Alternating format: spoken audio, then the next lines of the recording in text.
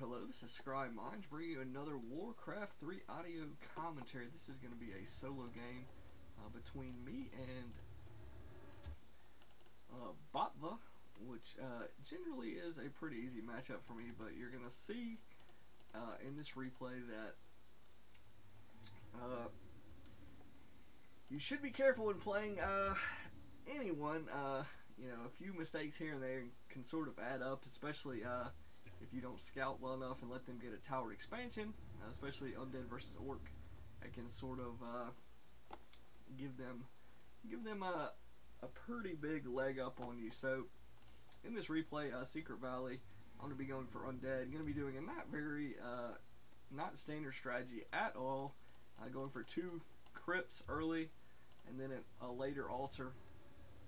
Now this is going to allow me to mass up ghouls, obviously. Fiends, you're really going to have a hard time massing fiends even with 2 crypts without an expansion, but that will be a possibility later. And gargoyle massing will also be a potential thing you could do there, but most I'm going to stick with ghouls here for the moment and in the early game. And I'm going to be going for a solo lich. And if we look over here at blue, he's actually not getting a tavern here, or he's not getting a hero at his altar, so he is probably going to be going for a tavern here. Notice the voodoo lounge here at the tavern. His peon also standing there for no apparent reason. So he's going to grab a tinker. He's going to sell his town portal. It's going to be 170 gold, so it's going to give him pretty good chunk of gold early in the game. Now, he is going to be without a town portal, but for the most part, it's not usually going to be a big deal for Orc. And I don't think it is really a problem here. But anyway, he goes ahead and creeps this camp with a Tinker. You don't really need any units to creep a lot of these green camps on this map with a Tinker. They're pretty easy. Creep camps, multiple creeps, pretty low hit points. And again, these pocket factories are really good at creeping, actually, if unharassed. But so as you notice, I've got a lich. I think I scouted his Tinker coming around, and yeah. So I've got this Rubian Tower up already. I didn't know he was going to be going for a Tinker, which is not Tinker harassing against ghouls is pretty much terrible, especially if you throw the factory in range of the Nerubian Tower. That's going to be doing 9 to 10 normal damage, which I believe gets extra damage against the pocket factory. The ghouls also do normal damage, so that's going to be extra damage. So notice he only got like 2 robo goblins, which at level 1 aren't going to really do anything. Even at level like 2 pocket factory, not really going to do anything. So again, that was sort of a mistake on his end, but he just pops a clarity, and he's got a lot of mana and everything else. So he's added some grunts here. He's actually not teching very early, so this is sort of bizarre. He sold his town portal and he's just going to get these towers up. I guess on the flip side, selling his town portal but having the towers up is going to really ward off any sort of bait, or any sort of base rise with ghouls at the very least. Even fiends would be kind of annoying to push that, but at any rate, I'm going to be creeping a little bit here, teching. One thing having a lot of wood ghouls allows you to do is tech and then sort of creep with your woodworkers, sort of like human with militia creeping, and then you can put them back on the blight and they'll heal up pretty well. Now if he pushed me right now, that would be pretty annoying, but again, the Tinker is not really the best hero to push into my base. The Nerubian Tower, the Lich, should be enough to sort of keep these ghouls alive. My base build is pretty decent, actually. I've got all these towers lined up here, the crypts out front.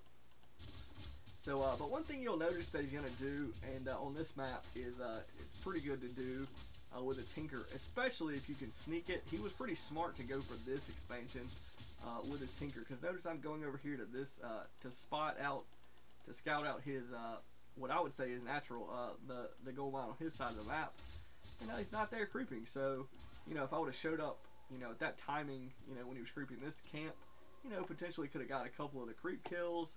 Could have canceled some of these salves or put some damage on his Tinker. Notice he doesn't have a boost of speed, though he does have a passive ability that increases his movement speed. But he doesn't have a town portal, so it could be sort of annoying. I could park my lich right here and sort of get some free shots on this this expansion as it was going up. And then just by simply seeing that, I could pull these ghouls and really prevent this from going down.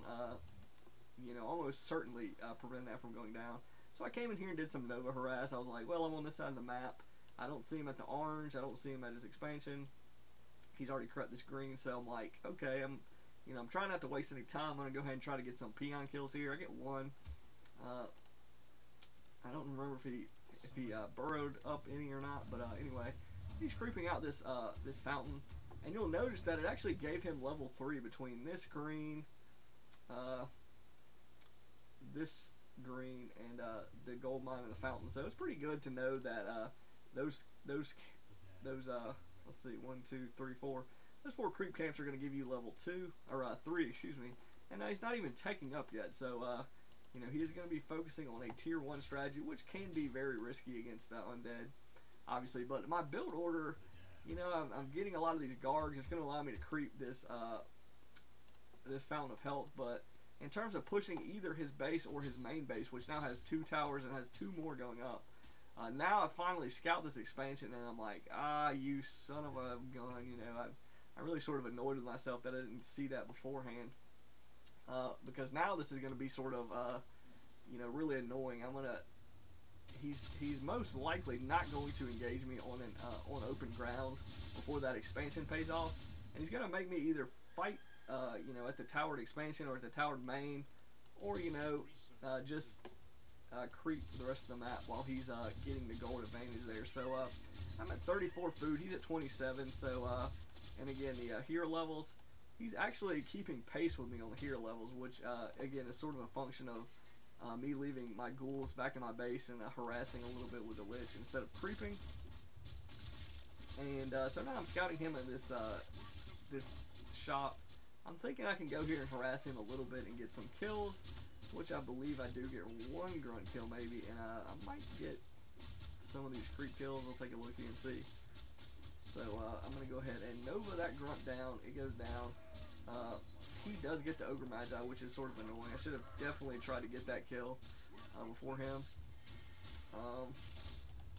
And yeah, and letting him get that Mana Steel one, pretty sort of dumb, but I thought I could get this grunt kill, and I actually do get the grunt kill, so not a total loss there, but he is level 4, which, as you know with the Tinker, he gets, his level 4 is pretty decent, but his level 6 is really, really annoying in certain circumstances, and as you're going to see here in the later stages of this game, that's pretty much how it's going to play out. He's going to get to one of those circumstances where that Tinker ultimate is just sort of game breaking, and yeah, it's pretty much going to be one of the big keys for him to winning this game, because it gives his Tinker damage output on buildings that is just ridiculous. It also gives him extra strength. It gives him like I said, extra damage against buildings and certain sorts of magic immunity. Now, so basically, I'm not going to be able to Nova his hero once he transforms into the mech form, and that's going to be really annoying, because one of the major ways that I was going to be able to pressure that hero was going to be Frost Nova, which again is going to be really annoying. So this is a really bad move for him. Actually, I don't think he secures any kills here. We're going to take a look. He lost a bunch of stuff. He lost his hero even. And like I say, he might get this ghoul kill, because yeah, he got 1 ghoul kill, so that was sort of sloppy on my part. I don't think he's going to get any more. So yeah, he doesn't get any more. So I didn't lose any acolytes. I lost 1 ghoul, but again, he lost several units and his hero. So not a good trade for him. It almost put me at level 5, so it really put me sort of back at the sort of keeping me pace on the hero levels. And now this is going to give me a chance to sort of have map control. Now I thought, I saw him with like 4 towers, and I was like, okay, 4 towers, I've got, I can pick up an armor scroll maybe. I've got a pretty decent army. I might be able to knock these towers out with just fiends, but he's thrown up 2 more towers, and he's thrown up another burrow. So he's got a lot of damage output, and he has these spiked barricades on his towers, so the ghouls are going to take extra. Again, ghouls aren't great for pushing towers. Fiends aren't really great either for doing it, and guards definitely not. Piercing doesn't do great against against towers and burrows. The ghouls really have the better damage type, but again, they're so weak and they have to be in melee range. When I say weak, I mean their hit points. So, if it was abominations or something, that might be better. Or grunts, it would maybe be a little bit easier to push towers than ghouls. But again, undead obviously cannot do that. So he's still at tier 1 here, and he's only at 28 food. So right now I am rocking like a 50 food army. I've got a hero level advantage, just about 80%. Basically, just say one whole level hero advantage. So I should pretty much be able to take control of this game, but I'm not going to play this correctly here, and it's going to sort of him having this expansion. Even though he's not really using his gold right now, he's just massing up at no upkeep. He's got over 1,000 gold right now, 300 wood. So, obviously, all I really need to do right now is just take up to well, I'm already at tier 3. Is really just get some tier 3 units going. Here's where I say I've got the armor scroll. I think I could push it, and I was like, I didn't really take into account he was going to have like 7, 8 towers up, and he had those up. So that's really, I sort of accept the losses there and just decide, okay, I'm going to go do something else. I really should probably go ahead and creep this red.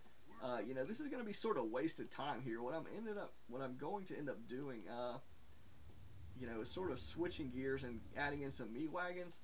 But right now, I'm not really properly taking advantage of my situation. I need to creep this red camp and this red camp, and possibly this green and his other gold mine. Denying him the experience. Now, it's not going to give me any experience if I don't get another hero, which again is another sort of mistake. Another hero would have been very useful. There's a number of different ones. Death Knight probably the most likely candidate. The aura is going to be the speed and the healing. Definitely would be very useful. But again, I'm just going to stick with a solo lich. I'm kind of, I'm not really super focused and going try hard here. I see, he's got a tinker. He's still at tier 1. So I'm like, okay, actually he's not tier 1. He's teched at his expansion there. I didn't really realize that. So he's at tier 2. But I'm thinking, okay, I've got a level 5 lich. I've got all these wonderful items here. The lich, over 1,000 hit points. Really good news. The lich, one of his biggest weaknesses is he has low hit points. So, if he's over 1,000, I really don't have to worry about losing him. So, I can sort of forego. I sort of feel like I can forego the Death Knight and everything. But I probably should have got a Death Knight, obviously. Usually want to get at least 2 heroes, maybe even 3. But, like I say, I was kind of, playing this sort of casually. Not exactly doing the most effective since I, mass ghouls into fiends and gargs and all that. But, so anyway, I've added the meat wagons and I figure, okay, I'm going to get these meat wagons, go steamroll his expansion, and, he's probably going to mass like Wind Riders or something like that. Not a big deal for fiends and gargs, especially with level 3 Nova, and a bunch of ghouls. And my base is towered here a little bit, so not particularly worried at this moment. And like I say, you can see I'm not taking advantage of this time. I could easily just go creep this red camp, creep these green camps that are left along the map. Now, it wouldn't give me any levels on my lich per se, unless I got a ton of experience at one of the red camps. But really, it's just in terms of gold, the items.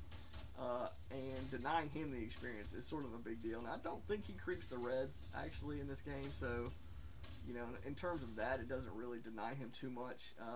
And again, he's almost level 4, or 5, he's about halfway there, so, either of these camps could have got him to 5 if he was able to creep them, but he doesn't really have the army. So, notice he's massing up sort of a wonky army. He's got a couple of raiders here, and then he's massing up bat riders, which is a little bit bizarre. I do have 4 gargoyles, so I guess, but I've got 5 fiends, and the gargoyles, he doesn't really need 8 bat riders to kill 4 gargs, but he might be assuming I'm going to get destroyers since he saw the 2 slaughterhouses. I don't. So that's probably sort of his thought process. He's got these 2 raiders here.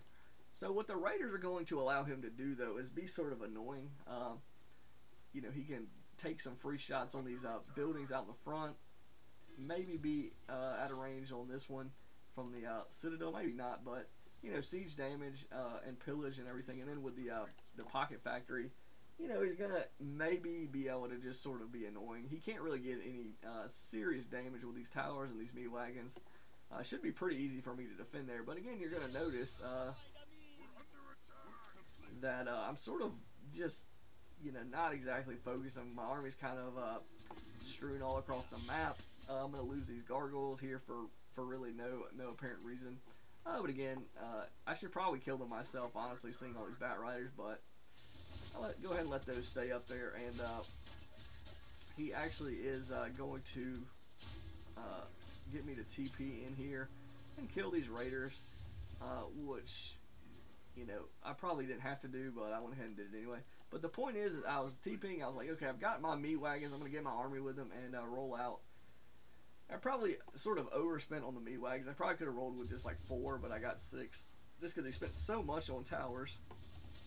And this is actually his tech base, so the fact that I'm pushing this base with meat wagons is sort of a great thing for me. Now, if I really would love to have killed it before he got up some of these Tauren totems that he makes, but at any rate, he is sort of holding me back with his pocket factory, his tinker, and again, just the placement of his towers are really annoying. So I probably could have knocked these trees out potentially and parked the meat wagons like right there and got free shots, but I really felt like I would overwhelm him here. He is going to get a Tauren totem up, which is going to sort of prove to be rather important as this game continues. So anyway, he doesn't have over 1,000 gold anymore. He still has about 750, and he's massing wind riders to go along with these bat riders, which isn't the best counter unit. But the fact that I really don't have a huge army of actual units. I've got 5 fiends. My lich is going to be a monster with Death and Decay here, level 6, level 3 Nova. So it's going to allow me to knock these towers and this fortress out pretty quick, but he has gotten 2 totems up, and he's got about 1,800 gold left in his main mine, which is not quite as much as me actually, which seems a little bit odd. I guess he did harass me a bit, but at any rate, we're going to see me knock this expansion out. He got about 5,500 or thereabout gold out of it, so that's a pretty substantial amount of gold, and I think most of it was in no upkeep. So that's really good. But this game should really, even at this point, even with all that gold difference, this game should be a pretty simple exercise of just countering his army, avoiding any sort of dumb mistakes, and just sort of slowly squeezing. Now, one thing he did do is get a tiny Great Hall and throw it up on the other side, so he's gonna get his expansion rolling once again. That's sort of a annoying thing for Undead. Now, I see this. I could send some ghouls there, but my ghouls are sort of damaged from this harass he's been doing, and I've only got a couple left. So again, I'm like, okay, got this expansion. I'm gonna have to take this one out, and then I'm gonna move over to his side of the map. And so notice he's got 3 master spirit walkers. Now, spirit walkers are really strong in this situation because I actually do not have, Frost Nova is the only magic source of damage I have, and those spirit walkers actually have, their spell resistance is going to reduce the damage output. So it's really not going to be enough it's going to take several shots of Frost Nova to burst those spirit walkers down. And, unless I get some more magic damage. So it's going to be sort of a really annoying thing here when this battle goes down. He's gonna just get a couple of Tauren out, and that's gonna throw the whole thing sort of into disarray. Because if I'd have killed those Tauren totems before those 2 Taurens came out, this game would have been a-clicking over his base. Basically, I could have, the fiends would have taken out the wind riders and everything. I probably should actually have just webbed everything. I really bad micro here. I'm gonna lose all these most of these meat wagons. But I'm thinking, I can just Nova a couple of times and then engage. Just the positioning without Unholy Aura. This is sort of gone from bad to worse because all these units are slow. The meat wagons, I can't outrun any of his air units. His hero. So he's just taking them out just freely. Now I need to go in here and I finally go ahead and web some of these things and catch him. So, a couple of these meat wagons actually do survive, and I've got some ghouls over here taking out the expansion. So, pretty good scouting is sort of keeping this from getting really sort of dumb. But again, the bad scouting in the beginning really sort of hurt me. But I've got a level 7 Lich, and I really should be able to take control of this game even now. A little bit of bad micro and some poor decisions making is gonna, like I say, never getting a Death Knight is gonna sort of hurt me in the long run. I'm gonna go ahead and kill some of these meat wagons for the food count. I think I definitely, not really. I don't know if I kill these other ones. I think I probably just let them stay up, just because I know he's got a bunch of towers at his main. And they actually do, if he ever, sadly he never really goes physical form with his Spirit Walkers, but otherwise they would have been great damage sources against those. But again, he wisely didn't do that. So, but again, again, he's got an expansion roll, and he's got about 1,000 extra gold from it. I'm going to unsummon some of my buildings. I don't need my altar. I'm almost 100% sure, I'm not going to really be in danger of losing this level 7 Lich with 1,000 hit points, a greater heal potion, and a town portal. I picked up a corruption orb, which again is going to be really strong. These ghouls running around. I don't know. I probably should. It's tough to say that I should leave the ghouls back in my base, but against these Tauren, they're not really going to be doing a whole lot of damage. I've got Disease Cloud, which is pretty decent here. Actually, the ghouls are going to do a good job against the Pocket Factory. So I really just need to, I can really kite this army down if I'm playing well. Notice he is very far off from level 6, so I really do need to be concerned about letting him get level 6. That's really the biggest threat he has right now, and I really just need to not let him do that. So these ghouls, you see that the ghouls are going to be going down very quickly here to these Tauren. Hopefully we'll save some of them. The meat wagons also going to be going down very quickly. I definitely shouldn't be fighting with these, honestly. But again, I really wasn't too concerned, even at this stage of the game. He's got these Taurens, but as you can see, I'm kiting them very easily. I don't know how close he is to 6. I don't think he's very close to it. And before that battle, he actually wasn't. But getting all those ghoul kills and everything really puts him up there. And you see these Pocket Factory. If you don't deal with the Pocket Factory by destroying it, actually the damage output really adds up really quick, especially against fiends, but against ghouls as well. Pretty much any ground unit is going to be, especially tier 1 and 2 ground units are going to be just getting smashed by those things.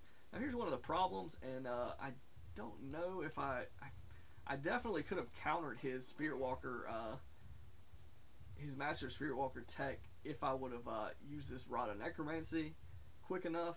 Notice he did get one of those torn back. I don't know if he's going to get another one yet. He gets another one, and that is a huge swing. That is like that is a really big swing there. Those Tauren, because I don't really have the ideal units to counter that quickly. I know I'm getting a Frostworm right now, and I'm trying to throw this expansion up, but you're going to see a pretty slick move on his part, and a really annoying thing for Undead. In this scenario, Undead has to get a haunted gold mine to start mining again, whereas Orc actually doesn't have to have another stronghold or town hall or whatever. They can just send the peons. Now it's going to take forever to long distance mine, but he can do it. And anytime I'm out of range of this gold mine or either of the gold mines that are open, or at night, all of them are open. So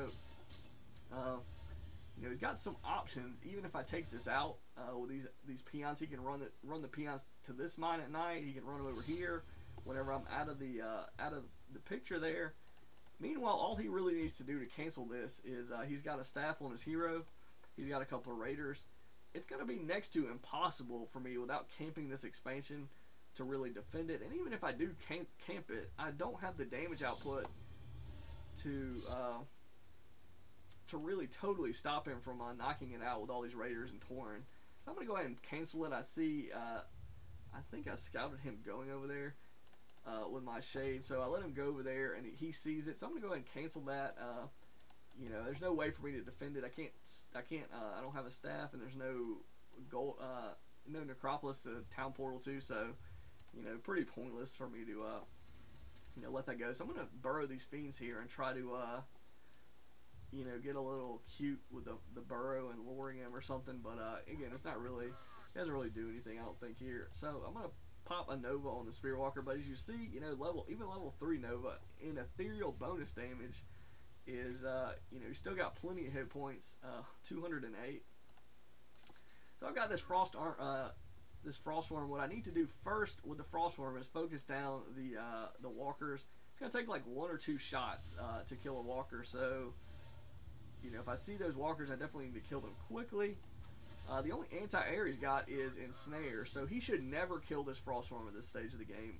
This Frostworm is crucial, and losing it is going to be a disaster, and it's pretty much going to break the game. Of all the things I've done, if I just keep this Frostworm alive, there's really nothing he can do. In any kind of engagement, he's going to just lose his, you know, lose his everything. Now that's Ensnare. It really screwed me because it brought the Frostworm in range of, you know, more anti-air, which are going to be his watchtowers. So I went ahead and Dark Ritualed it. You know, I wasn't sure if it was going to be able to survive there. I didn't think it was going to be able to. So again, that was huge. I need to, and now he's used his Pocket Factory to destroy my Boneyard and almost destroy my Black Citadel. So he's about to prevent me from getting any more Frost Worms, which really that's what I need to focus on doing. Just get one Frost Worm, and that sort of prevents all these shenanigans from going on. Now you're going to notice he's going to get several kills here with his Ensnare and Tauren, and there's not a whole lot I can do about that once he gets the Ensnare off. So this is really bad news. He is edging ever closer to level 6, but he's still, you know, he's still about 100 experience off. So if I don't lose any more units, I can really just sort of, you know, hit and run him to death. I've got Death and Decay. I've got, you know, all these items I can sell to make more units. I really just need to mass into, you know, mass an army up again. So this is really bad here. He is going to, I've burrowed this fiend, and I'm being really sort of dumb here. You know, I'm definitely not expecting him to be near level 6, and he doesn't get level 6 with that kill, but he gets about halfway there from where he was. So, and now you're gonna see, here's a couple of more ghouls. I mean, not ghouls, but acolytes, and he only needs 2 acolyte kills to get level 6, and he's gonna get it. There's nothing I can do.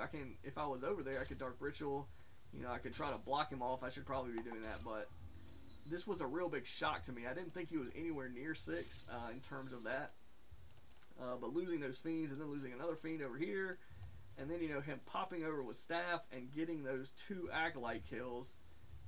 Now I can't Nova his hero, so now, you know, he's got all this quick movement speed, he's got all this extra strength, but mainly the magic immunity is going to be the problem here.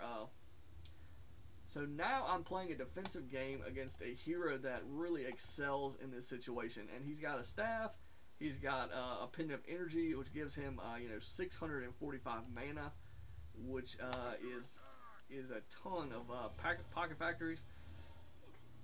So right now I'm realizing, okay, this is bad news. The other problem here is, not only am I playing defense, but he gets to get free mining with no gold expended. He doesn't have to get his town hall back, because notice he's only at 55 or 58 gold. So, you know, otherwise he wouldn't be able to get any more gold, just like me, until, you know, he sort of figures out how, maybe sells all these items or creeps or something like that. So I catch him, you know, roaming around. He can't really afford to do that. He, you know, if he engages that, he's probably going to lose all those Tauren and, you know, maybe get the kills, but, you know, it's not really going to be worth it probably for him to do that. So again, you know, I've only got 2 fiends, but the Lich is pretty much incredibly strong here with Frost Armor, Nova, the Orb of Corruption. I've got all these towers. So I need to get some damage in on his hero, but he's got over 40 strength, 42 strength. So, you know, not only is it going to be hard for me to knock him down, plus his armor is pretty high actually as well. Without Corruption Orb, he's almost at 10 armor, which is almost just under 40% damage reduction. Now the orb is going to help me out a little bit in that respect, getting damage in, but you know, in terms of bursting him down, as long as he's even half competent with his micro, it's just not going to happen. So with this small army size that I've got, and in the meantime, you know, he's slowly building back up his economy. He's only at 148 gold, but you know, he is slowly getting more. You know, every unit in this scenario, this situation, is sort of important. You know, as many as a couple of watchtowers could make this, you know, almost not unwinnable, but you know, every small advantage that he gets in this scenario is sort of magnified because, you know, I really don't have a lot of options in dealing with it. He's got sort of the superior army in terms of a standing battle. His hero excels in killing buildings, which is the real goal of Warcraft 3. I say goal. It's the win condition. All he's got to do is kill these buildings, and I can't just let him AFK on my base because he's going to win the base race. He's got, you know, all these towers. Even though I've got Death and Decay, I've only got piercing damage in my hero. Meanwhile, you know, he's got the normal damage, but the big thing is the Pocket Factory and the mech level 6 Tinker. He's going to be doing a crap ton of damage to my buildings with that Tinker, and the Pocket Factory damage is huge on buildings as well, because they do normal damage. The explosions do damage, and it's just free. It's just free units. So if I don't deal with that quickly, or at all, then, you know, it's just gonna slowly, like waves on a beach, just slowly eroding my base.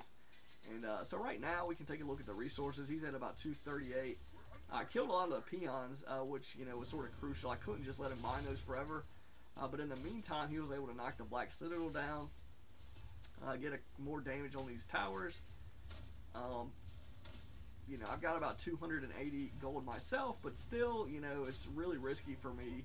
I have to really pick my moment if I'm going to expand, which I think I need to do, but technically I really don't. Really what I need to do is get like some ghouls, because, you know, well, ghouls are one option.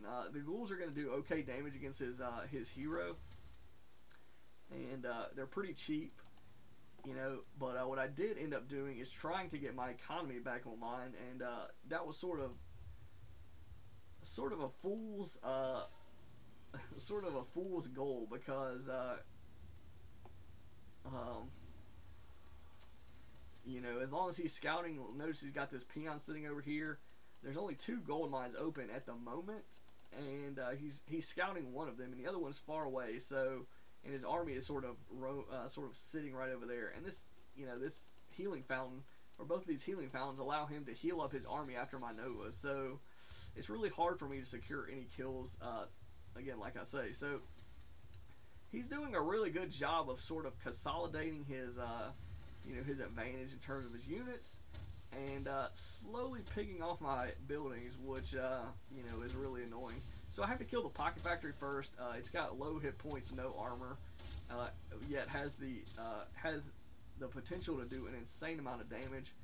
So again, you know, I can really save these towers, but you know, he can revive his Tauren if I don't kill the Spirit Walkers, and you know, or if he just runs them back to the fountain. And he's got Spirit Link, so it's a lot of resource cost to me. Notice my gold is under 200 now. I can't expand until, you know, I start selling some items or something. But I'm finally going to knock these Spirit Walkers out, which I really have to do.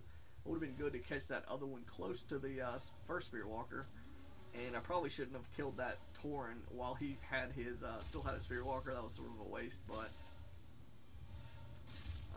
again, and Ensnare here, it's going to be terrible. With Frost Armor, I might be able to save it. No, these Tauren are just doing too much damage. So, this is sort of, I definitely need to Nova this other Spirit Walker. Hopefully I will see that. No, I don't, but I do kill his Raider, which, you know, is just about as good. He can't really secure unit kills, honestly, without that Raider. So that's usually I focus the raiders first. But again, if I knock knock that spear walker out, that's also really important. Though he doesn't have enough mana to do to revive again, so it's not a huge deal technically now, but earlier in the fights, I really had to kill those to sort of limit some of this damage output. So notice just having those few Tauren, he was able to get a lot of damage on the buildings. But again, that was sort of still a bad engagement for him, honestly. He probably should have just camped an expansion or something, or just camped the heal fountain until he was able to get an expansion up. He's got a bunch of items he could sell. I don't know if he could get enough gold. Let's see, boots of speed and the staff. He could. It's gonna be close. I don't remember the exact numbers for those items. If you sell them, I want to say the boots of speed is probably like 100 or something, 125 maybe. And if the staff, if it's half, and the staff will be 75. 75 and 125, so that's only 200. So he would be just short. He could creep, one of these camps here, and get the item, get the gold to do it. Probably, if he still had those Tauren, he could have crept that. He could have crept that easily. So that was sort of an oversight on his part not to do that, not to creep either of these red camps. Just as it was an oversight on my part earlier in the game not to do the same thing when I sort of had map control and really wouldn't have lost hardly any time to do that. So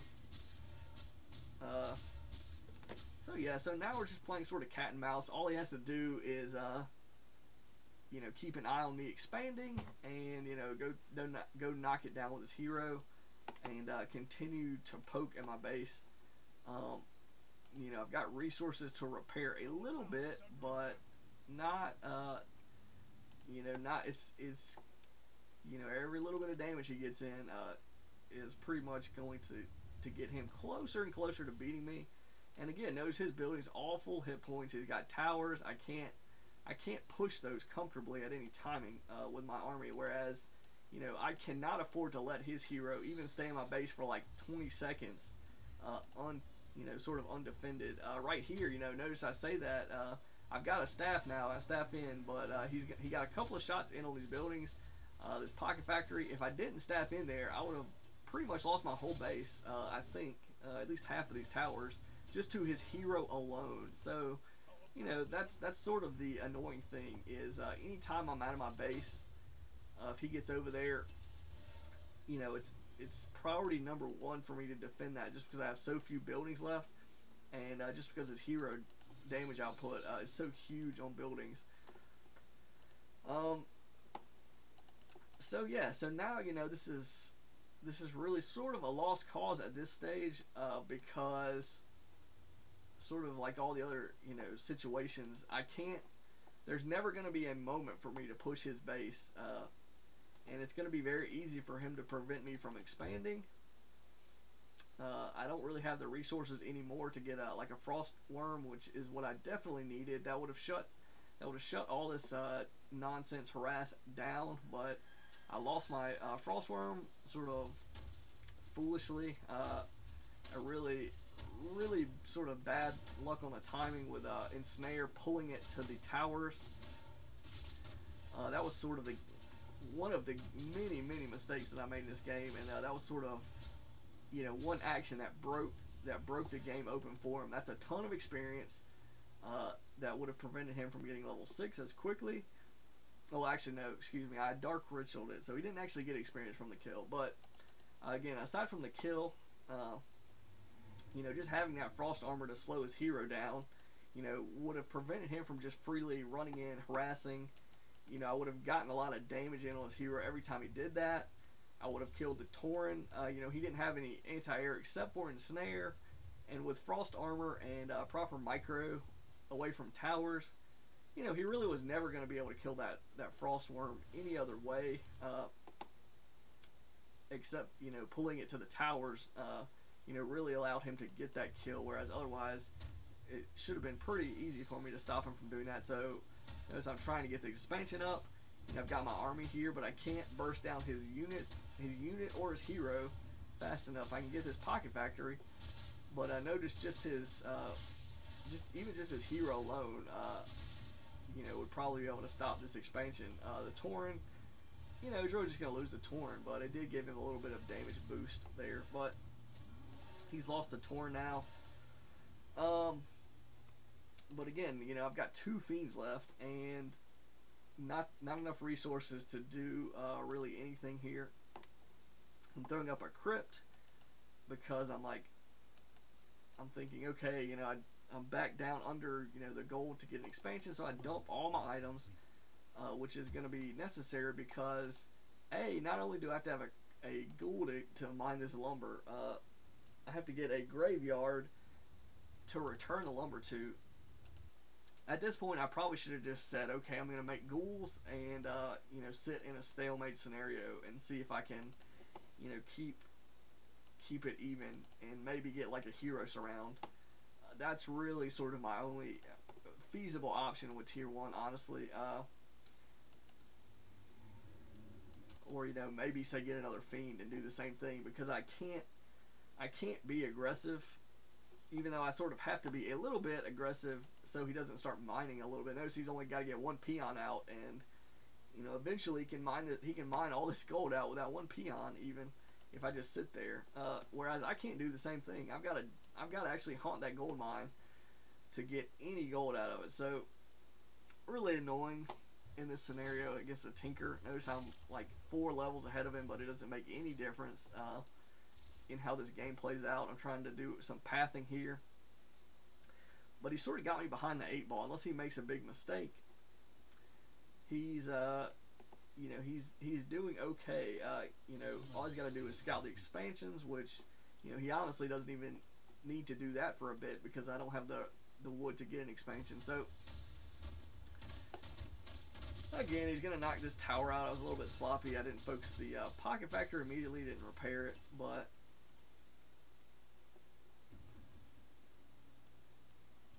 so I'm gonna go creep this in the meantime while I'm sort of now I've got this fiend over here to keep an eye on his expansion and harass any peons that come over there. And I'm gonna go ahead and creep this out with a lich with Death and Decay and Nova. Nova first, obviously, because Death and Decay is channeling, and then Death and Decay, and then maybe Nova again. It's going to allow me to get that. Now, I got a Tome of Experience, which didn't mean diddly squat because I was already at full experience, level 10. So, a little bit annoying to see that. Not that it really, you know, mattered, but so again, once again, I really just have to play defense, and that's sort of a recipe for a disaster because, you know, he's still going to get in damage every time he comes, and, you know, it's really just not going to be realistic for me to kill that Tinker at this stage without, like, you know, 6 ghouls and a surround or something. I had to pull off something with ghouls, and, you know, I just didn't really. I kept banging my head against a brick wall trying to get the expansion, thinking, you know, maybe I'd catch him not scouting. You know, maybe I could defend it if he did attack it, but just didn't work. It doesn't work out against a Tinker that way. As long as he's scouting, as long as he has a staff of teleportation, you know, and I just have this army of 2 fiends and a lich, he's gonna be able to do. And now here's another mistake. Like I say, I really have to play defense. I have to pick the moment to creep these camps pretty much perfectly because, as I say, I'm out of my base right here. The Lich alone isn't going to be, it just doesn't have the damage output to take this Tinker and these factories down. So, even though I staff, you know, I've taken a lot of damage on the Lich. But it's really just the damage output. He can just ignore the Lich and go for the buildings at this stage. And, you know, it's pretty much what he's doing. He pulled back and went for the ghoul, but he's going to kill that ghoul. And, you know, he still ends up killing the graveyard. And he's going to end up killing this crypt. So, I've got an acolyte over here, and this crypt is about to die. I've got a couple of acolytes. So, if I could expand, say if I would have expanded this gold mine and he didn't scout it, maybe I have a chance. But, sadly, he's going to choose correctly. I don't know if he realized I crept that gold mine or not. But either way, what's going to end up happening here is, and if I microed a little bit better, probably could have got some more damage on this stupid Tinker, but again, my Lich was damaged, everything else. So now I'm going to have to play defense against something that I can't defend.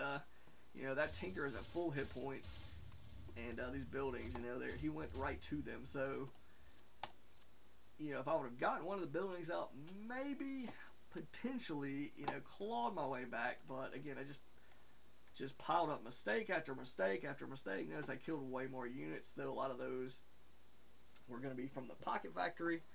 So they're sort of inconsequential, but I gained about 3,200 more, just about 3,200 more experience than him. More hero kills, probably more building, yeah, even more building kills than him, even though I lost everything. Still killed 12 more buildings than him. But the key difference here is going to be the gold mined. He mined about, you know, about 6,400 more gold than me. He lost about 750 more than me in upkeep. So, you know, over 4,000 or 5,000 gold difference, which allowed him to again build more buildings than me, about 12, and more units. Obviously, these are kind of inflated from his summons, sadly, so we don't really know. But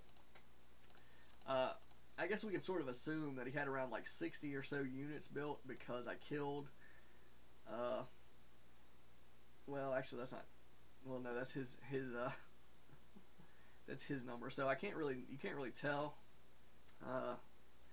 how many of his units weren't summons. But again, it's probably somewhere around like 60 or maybe even a little less because he built like costly units like Tauren and Wind Riders and Grunts. So, but again, pretty much, God, just threw that game away, honestly. And it really frustrated me because, you know, clearly I was really on top of the scouting, except for the early game. I missed the early game expansion, but I saw it I found his expansion mid game and could have reacted a little bit quicker to taking it out with meat wagons. Definitely should have reacted a little bit differently in terms of unit choice. I could have done any number of things to counter Tauren, Banshees. You know, made like 2 less meat wagons, maybe even 3 less meat wagons, and pump that into a couple of frost worms, a destroyer. Well, not really a destroyer. You know, a couple of frost worms probably would have been the best option there. And yeah, and securing expansion in the downtime, creeping the reds, getting a second hero. So even if he had snared my frost worm, I could have cast Death Coil and kept it alive. You know, all sorts of possibilities, and you know, and even at the end, you know, if I would have just massed ghouls and got a hero surround, to prevent him from just running willy-nilly with his Tinker, maybe even adding a Naga with Frost Armor would potentially, I'm not actually sure if Frost Armor affects I would think it does, but it's possible that he's immune to Frost, or to Frost Arrow, excuse me, when he's in when he's at level 6 in mech form. But, you know, I'm not sure about that actually, but if not, if he wasn't immune, then that's one sort of possibility. I just really needed something to slow that Tinker down. Now, he had a staff, he could staff away, but it would have made it harder for him to get damage into my buildings. And, you know, I really had to find moments there at the end. It was sort of a time crunch where, you know, like if I went over to creep a camp, my army was not large, so I couldn't do it quickly. I didn't have a base to TP back to, so, you know, with my whole army, so, you know, or actually Necropolis there at the end, so, you know, and sort of the movement speed, my units weren't really, Fiends are slow without a Holy Aura, and his Tinker, you know, with the ultimate and the passive is going to have pretty decent movement speed. I think it's the passive. I don't think his ultimate actually gives him bonus movement speed, but his passive ability does, and that's really all he needed was his hero to be able to force pressure on me. So you really have to avoid, uh, if at all possible, a level 6 Tinker in those situations. Because, like I say, if you get into a scenario where you're trying to play defense against a Tinker with a certain type of army, like the one I had, smallish army, no, like nothing like ensnare, don't have the units or the movement speed to really get a surround on him. My main hero ability isn't like a summon or anything like that. It's Frost Nova, and that's not going to be helping. Frost Armor slightly helps if he focuses units, but if he's just going at buildings, Frost Armor is going to be doing nothing. Frost Nova, against his hero, going to be doing nothing.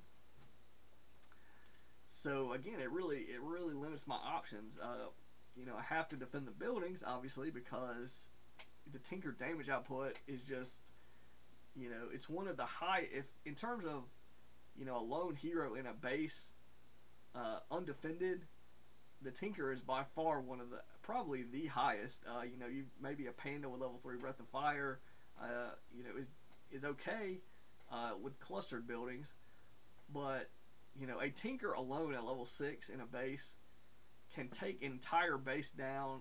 Uh, if it doesn't have towers, he can just take it down by himself, just insanely fast. Now a Lich with Death and Decay, pretty decent. A Farseer with Earthquake, obviously pretty decent, but those are channeling abilities. You can interrupt those pretty easily with like one Raider, one Keyra the Grove, one any interrupt spell is gonna stop that from taking your whole base out.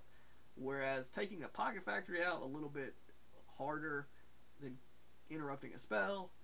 Uh, Getting in enough damage on the Tinker to make him run, especially on a map with a Fountain of Health for free healing, again is just a nightmare.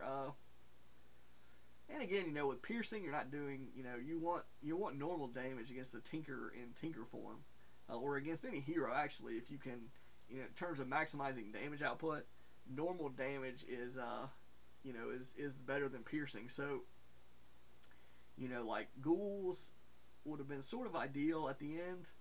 And like I say, that's where I needed to keep those ghouls alive. I fought one battle where I lost a bunch of ghouls.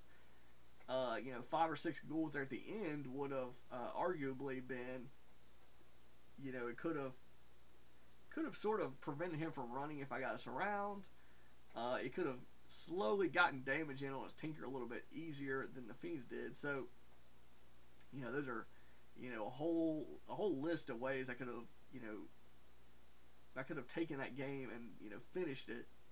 And he sort of smartly utilized a health fountain.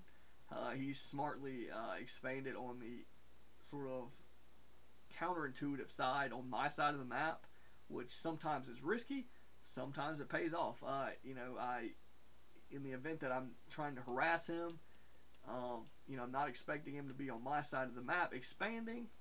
Um, and so I didn't scout it in time to stop the towers, and then I didn't really react quickly to counter the towers.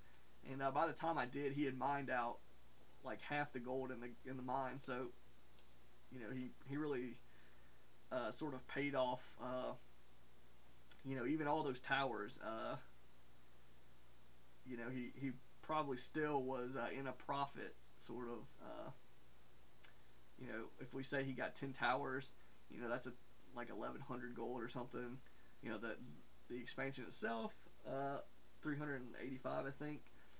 A burrow, 140. So maybe 2/3 of his income, or maybe a little more, of that expansion was, you know, the investment of building it. But the rest, 3,000 gold or whatever it comes out to, uh, still a substantial benefit. So, and then the fact that the game came down so close there at the end, if I would have had, another 1,000 gold to work with at any particular moment, uh, it would have been a lot easier for me just to build another, Frostworm or something. And again, I could have sold all my items faster. I could have unsummoned the buildings more sort of efficiently, massed up to 50. That's really sort of the ideal thing to do in that scenario, because like you saw, a competent player is going to prevent you from expanding pretty easily with a Tinker. The map's not very large. He can roam around the middle and get to all the expansions from around the middle pretty quickly. Again, but he did have a staff, so that also helps. But again, this is one of the reasons why Undead, in a lot of circumstances, they just won't try to get an expansion, because it's such a sort of risk, and it's really hard to get it up, and then it's sort of really hard to defend it in a lot of situations. The towers to tower an Undead expansion cost a lot of resources. It costs a lot of time to get a tower completed, and then Orc has really good answers for towers like Raiders, Bat Riders. Tinker's kind of unusual for Orc or any race really, but a level 6 Tinker obviously is going to be great against a couple of towers. Even 6 towers, a Tinker at level 6 is okay with a Pocket Factory and everything else. So but even a Blade Master, his damage output is really decent. His armor pretty decent. Spirit Link spreads the damage. Healing Ward, Healing Wave, can sustain a push on towers. And then a lot of the Orc units, Grunts and Tauren, if they get any Tauren, have a good damage type against towers, and then you've got Wind Riders, which their damage output is high enough where it's not as bad that they're piercing, because they have really high damage per second anyway.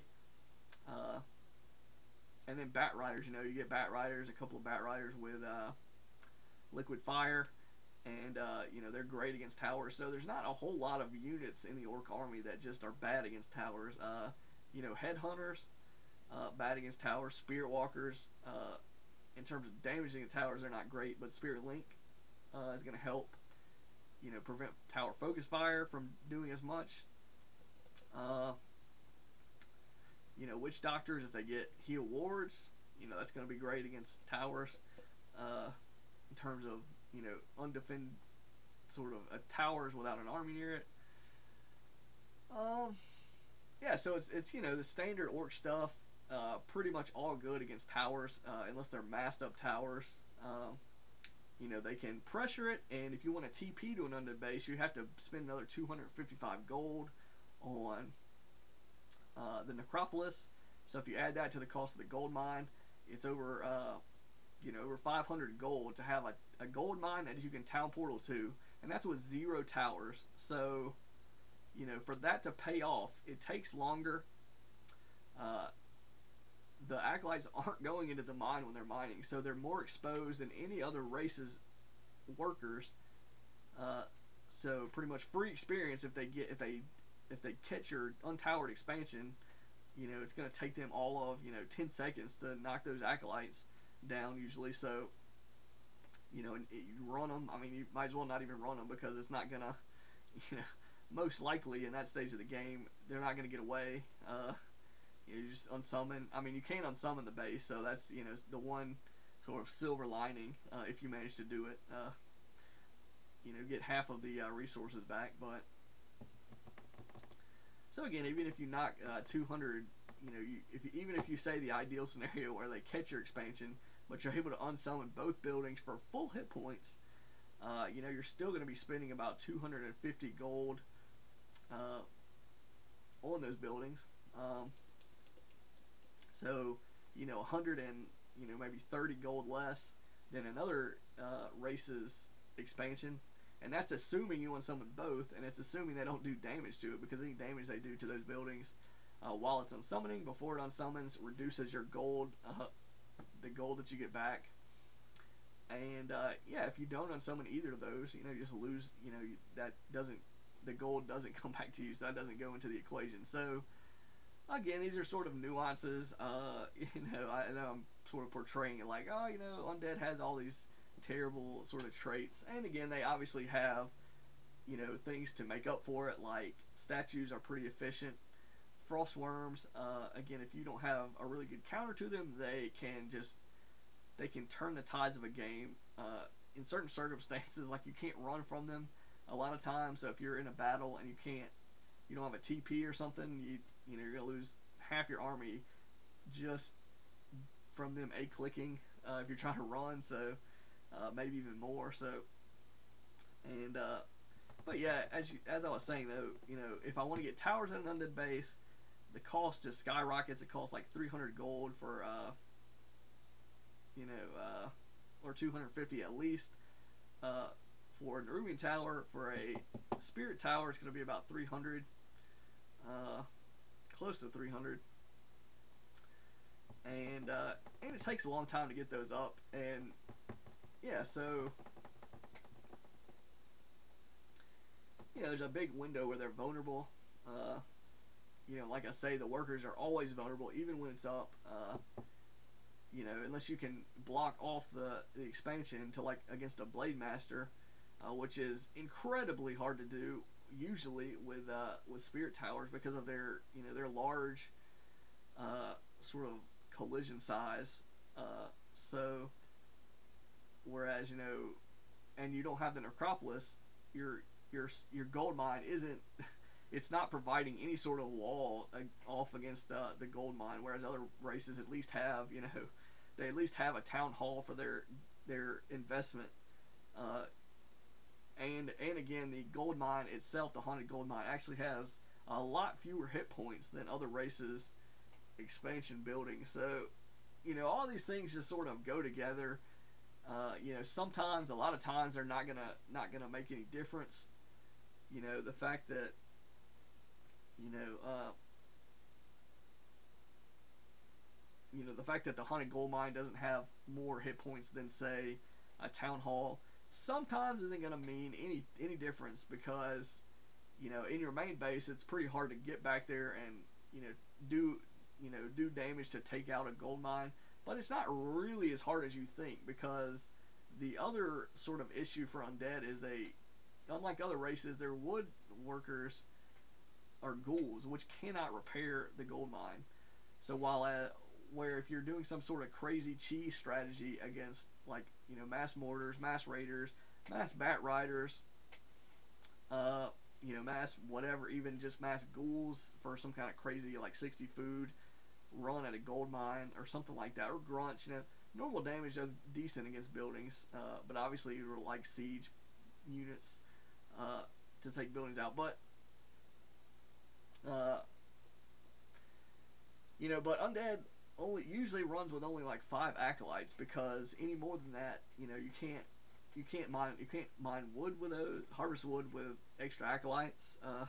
So there's not usually a point to make a bunch of extra acolytes unless you specifically want more repair, you know, potential. But it's really you can't just afford to do that. It's not really uh, you know in certain rare circumstances, I guess you could say, it will help you to have extra acolytes, but that's 70. You're basically spending 75 gold for uh, the possibility to repair faster. That's in any other situation in the game, that gold spent isn't gonna help you. Like maybe you can scout with them, maybe you can make shades, okay, but if they're just sitting in your base, which is where you'd have to have them to repair, then they're not going to be helping you fight. I mean, you can pull them out like peons, I guess, like Orc does, or sort of function as a militia. But uh, for the most part, it's going to be sort of a stretch to justify spending 75 gold to repair something, unless you specifically know they're going to be doing something like that, like all in pushing your gold mine or your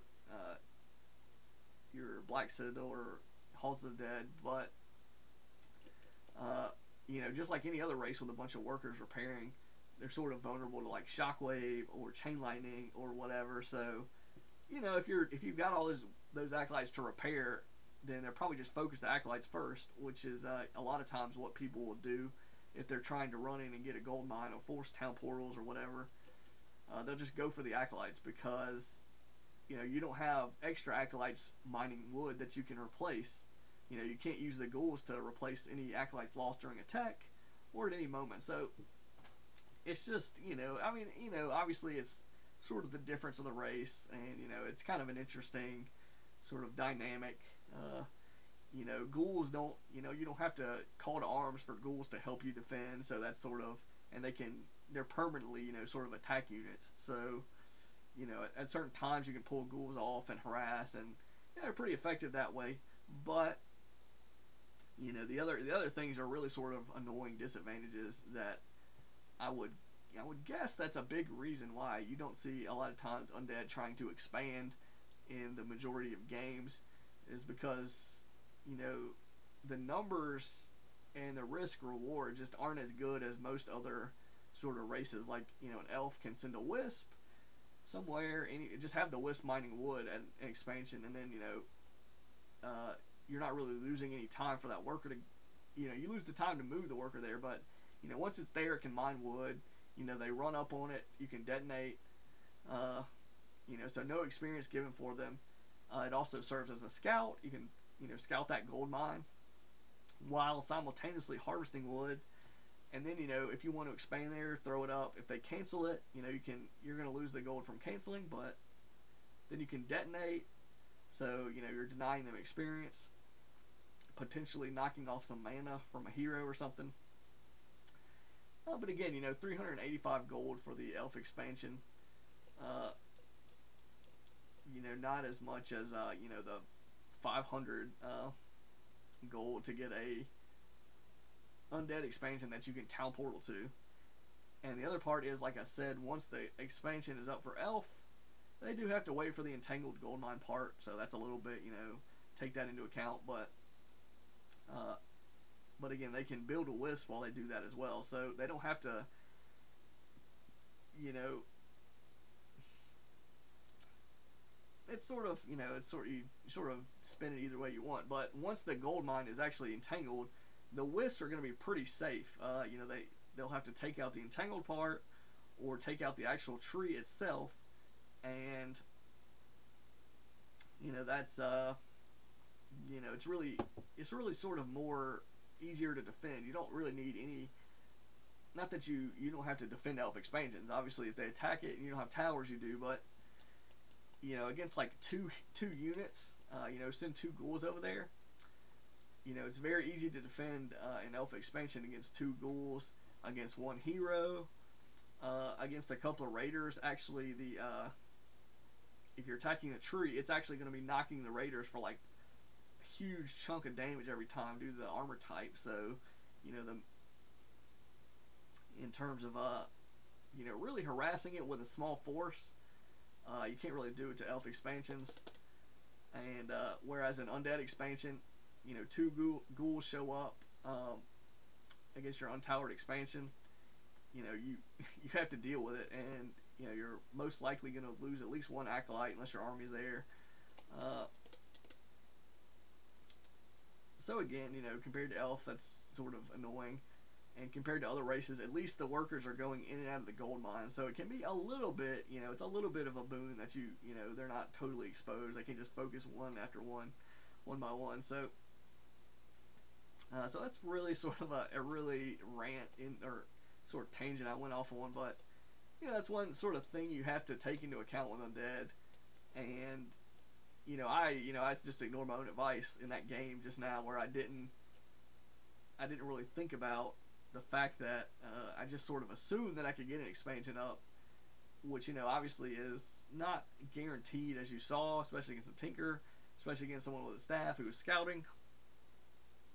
But I thought it was the best move, when really it was probably the most risky move. If I got the expansion up and had it running, it's gonna just win me the game pretty much. But the risk of it not working out, I was losing gold every single time, to the equivalent of like one ghoul worth of gold every time I canceled the haunted gold mine or the necropolis. So So that's that obviously adds up. Say I canceled those two buildings, or one of those two buildings like 5 times, which isn't unreasonable. It was probably like 3 or 4 if I had to guess. Uh, but 3 or 4 ghouls, that's 3 or 4 ghouls. Uh, and when I was expanding one time, he got an acolyte. He got 2 acolyte kills, which hit him to level 6. So there's another part of the equation. So, and it kept me on defense trying to play that way. Whereas I really wanted to be on offense. I really had to keep him off my buildings. That was priority number one. And offense would have probably been the better way to do that. Playing aggressively, focusing as hero, going at it, with ghouls, trying to get surrounds, trying to sneak in some death and decays, etc. So this has been a really sort of long audio commentary on a game that I sadly lost. But don't ever say that I never do losses, because here was probably one of the more embarrassing, dumb strategies to lose to. I say dumb, tinker, and then mass melee with not a whole lot of anti-air against an undead that was tier 3. So it should have been a cakewalk for me if I really sort of microed correctly, built the right units, scouted better. Pick any one of those things, and this game would have been much easier for me. So hopefully you got some interesting ideas and information out of this audio. I'll probably try to do some more 2v2 or 4v4 audios here pretty soon. So something to look forward to if you're into that sort of stuff. And this is Scrymind signing out.